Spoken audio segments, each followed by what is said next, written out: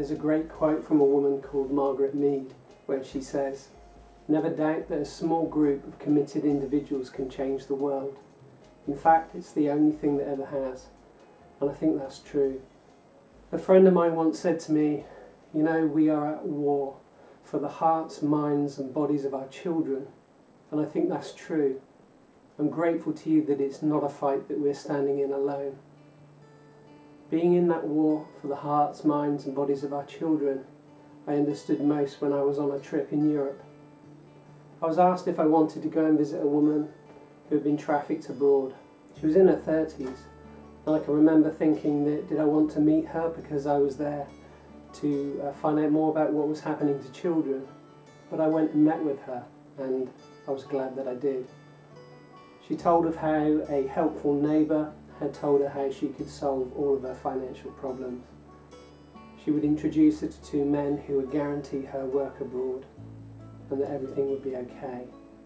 And so she went. She found herself at the border, and the men took her passport from her and said, "If you don't keep quiet, if you make a fuss, we'll kill you." And so for her, her dream of finding work abroad had turned into a nightmare in just that moment.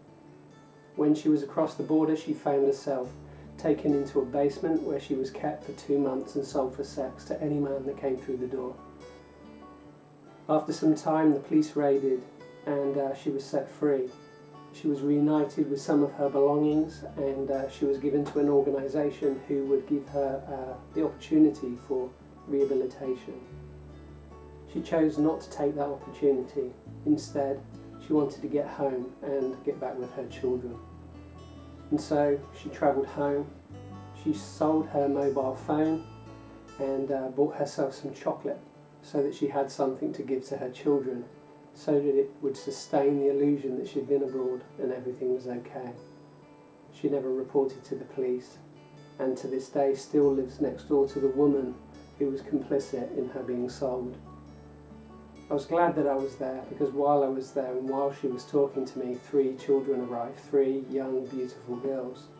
And in her arms was another little girl, her newborn daughter.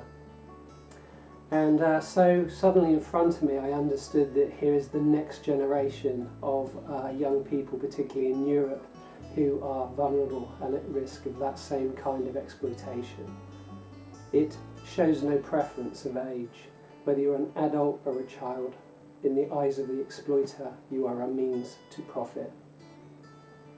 This is a war, and Love 146 works very hard to see survivors restored, but it recognises that survivor care is the ambulance at the bottom of the cliff, and we need to be building a fence at the top to stop the next generation, like those girls, from falling off of it.